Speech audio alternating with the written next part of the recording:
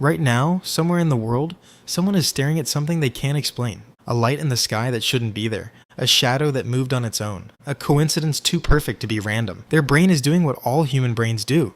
Searching for meaning. Grasping for a story that makes the unexplainable explainable. But here's what's strange. The first humans who ever felt this feeling, they had no framework for it. No science. No religion. No word for supernatural. No category for impossible. So what did they do? Here's the question that will haunt you for the rest of this video. What was the first unexplainable thing a human ever saw? I'm going to show you the exact moment the human world cracked open, the moment mystery became part of what we are. But I'm not going to tell you yet, because first you need to understand what was happening inside the human brain before the crack. What happens inside a human mind when it encounters something it cannot possibly understand and has nowhere to put the experience? Here's the question that haunts anthropologists. Before gods, before myths, before anyone had painted a single spirit on a cave wall, what was the first unexplainable thing a human ever saw? And what did they do with it? The standard story goes like this. Ancient humans saw lightning. They didn't know what electricity was, so they invented an angry sky god. They saw an eclipse. They didn't know about orbital mechanics, so they invented a dragon swallowing the sun. They saw death. They had no neurology, so they invented an afterlife. Simple. Case closed. That story is incomplete. Here's the problem with that explanation. It assumes ancient humans already had a slot in their minds labeled supernatural cause. It assumes the concept of a god was already available to them, that they just needed to fill in the details. But that slot didn't exist yet. The concept of supernatural cause is not a default setting of the human brain. It had to be built. So the real question isn't which god did they invent first. The real question is darker. What did it feel like, in the body, in the mind, in the chest, to encounter something that had no explanation at all? Not a bad one, not an incomplete one, none. There's a concept in evolutionary psychology that explains everything. They call it the hyperactive agency detection device. But honestly, I'm going to call it the ghost in the grass, because that's exactly what it is. Here's how it works.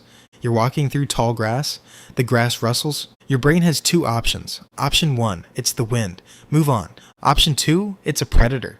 Run. If you pick option 1 and you're wrong, you're dead. Your genes die with you. If you pick option 2 and you're wrong, you feel a little silly for 3 seconds. Then you keep walking. Over millions of years, natural selection built a brain that defaults to option 2. Better to see a face where there isn't one. Better to hear footsteps that aren't there. Better to feel watched when you're alone. Because the cost of missing a real predator is infinite. The cost of a false alarm is almost nothing. This is why we see faces in clouds. Why we hear our name in white noise. Why an empty house at night feels like someone is standing behind you. The cognitive scientist Justin Barrett called this the hypersensitive agency detection device. Pascal Boyle, one of the founders of the cognitive science of religion, argued that this is where gods come from. Not from philosophy. Not from revelation. From rustling grass. But here's the twist. The archaeological record suggests something much stranger. It suggests that for tens of thousands of years, early humans had this ghost in the grass running inside them, and did nothing supernatural with it. The earliest stone tools are 3.3 million years old. The earliest controlled use of fire is at least 1 million years old. But the earliest unambiguous evidence of supernatural thinking, that comes much, much later. For millions of years, humans had brains capable of seeing ghosts, and saw none. Something had to happen. Something had to crack the world open. Here it is. The first evidence we have of that crack is from a cave in South Africa called Blombos. 75,000 years ago, someone took a piece of ochre, red clay, and carved geometric patterns into it. Lines, crosses, triangles. Not a tool. Not a weapon. Not food. Just a pattern. Meaning without function. Around the same time, someone drilled holes through tiny shells and strung them together. Beads. The earliest jewelry. Why would a starving Ice Age human spend hours making something that wouldn't help them eat? Wouldn't keep them warm? Wouldn't protect them from predators? Because the meaning had started to matter almost as much as the meat. Then 40,000 years ago, in a cave in Germany, someone carved the Löwenmensch, the Lion Man, a figurine, around 30 centimeters tall, mammoth ivory, the body of a human, the head of a cave lion, a creature that has never existed, a creature that could never exist, carved with painstaking precision by someone who had to hunt, gather, and survive an ice age, and still chose to spend days or weeks making something that wasn't real. That is the crack. Not lightning, not death, not eclipses. Here's the answer to the question I asked you at the beginning. What was the first unexplainable thing a human ever saw? It wasn't something in the sky. It wasn't a predator in the dark. It was a thought in their own head. For the first time in history, a human looked at something that existed only inside their mind and decided to make it real in the physical world. The ochre, the beads, the lion man. These aren't art objects, they are proof that something impossible had happened. A mind had become aware of itself. That is the most unexplainable thing any human has ever encountered, and it has been haunting us ever since. And that explanation, they made up gods to explain things, is wrong, because the evidence goes even deeper. Here's the biggest twist of this entire story. We always assumed we were the first to ask why. We assumed Homo sapiens, our species, were the ones who brought mystery into the world. But what if we were just late to the party? In 1990, deep inside Bruniquel Cave in southern France, explorers found something that shouldn't exist. 330 meters from the entrance? Total darkness. No sunlight has ever reached this part of the cave. The air is cold. The silence is absolute. And there, arranged in 2 large circles on the cave floor, were broken stalagmites. Hundreds of them, carefully broken to roughly the same length. Deliberately arranged. Like a structure, like an altar, like something that has no name because it predates every name we have. The date they got back from the calcite analysis was staggering. 176,000 years ago? That is more than 100,000 years before Homo sapiens arrived in Europe. The builders were not us. They were Neanderthals. Think about that. Everything we thought made us special. The rituals, the symbols, the need to reach beyond the physical world. They were doing it first. 100,000 years before us? In the dark. What were they doing 300 meters deep in a cave, arranging rocks in circles? There is no practical explanation. No shelter, no animal processing, no tool-making station. This was not survival. This was something else. Then there's Shanidar Cave, northern Iraq, 1960.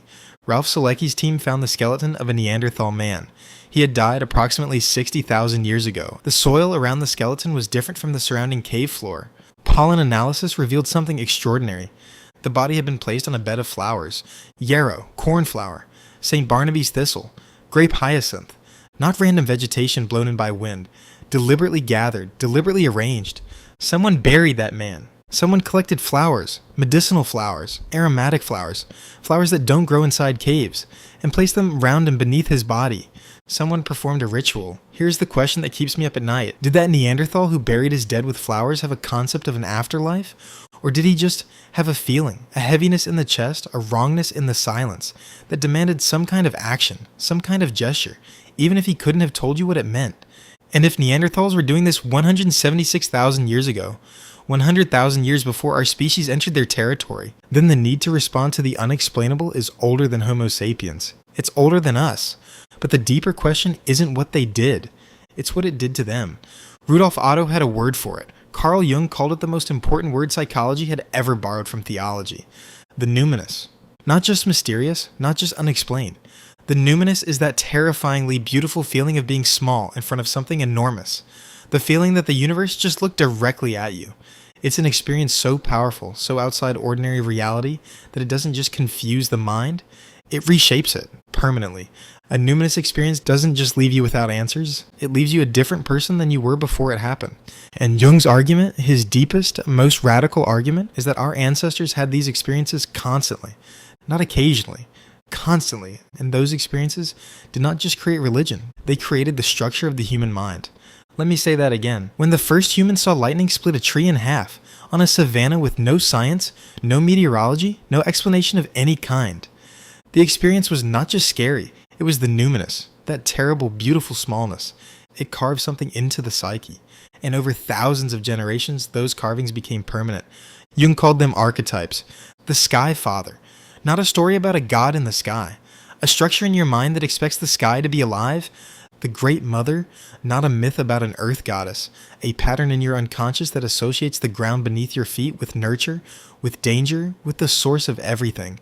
The shadow. Not a spooky campfire tale. A part of your own psyche shaped by 300,000 years of knowing there are things in the dark that want to eat you, and things inside you that you'd rather not see. These aren't stories they told, these are structures that formed inside the human brain, and they're still there. You are not afraid of the dark because darkness is dangerous. You are afraid of the dark because for 300,000 years, the dark was where the unexplainable lived. You feel watched when you're alone not because you're paranoid, but because your ancestors who felt watched when they were alone survived more often than the ones who didn't. The body doesn't know you live in a world with electric lights and locked doors. The body thinks you're still on the savannah, and the dark still has teeth. Here's the third and most profound twist. We solved the problem. We built science, we built explanations, we built a world where almost nothing is unexplainable, and it cost us something we don't have a word for. The philosopher Max Weber called it Die Entzauberung der Welt, the disenchantment of the world, the demagicking. Once upon a time, the world was alive. Every tree, every storm, every shadow had presence, had meaning, had weight. Now the tree is cellulose and chlorophyll. The storm is pressure, differentials, and condensation. The shadow is the absence of photons. True, all true, but also smaller. We gained explanation. We lost mystery. And here's what that looks like today. We name our cars, we wear lucky socks on game day and feel just a little that they actually work. We knock on wood. We see meaning in a song that comes on at exactly the right moment. We pretend to be logical, but in our private moments, alone at 2 a.m. before something that matters, we still negotiate with the universe. Just let this one thing go right. Just this once. That is not weakness. That is 300,000 years of hardwiring asking to be heard. We are doing what those cave dwellers did. We are trying to breathe life back into a world that science has turned into cold numbers. The Neanderthal arranging rocks in the dark, and the person naming their car Betsy. They are running the same program. The ghost in the grass never stopped running. There's a reason conspiracy theories explode online. A reason spiritual but not religious is the fastest growing religious category in the Western world. A reason paranormal content gets billions of views. People are desperate for the unexplainable. Not because they're stupid, not because they're uneducated, because their brains were built for a world that was full of mystery, and they're now living in a world that has explained almost everything.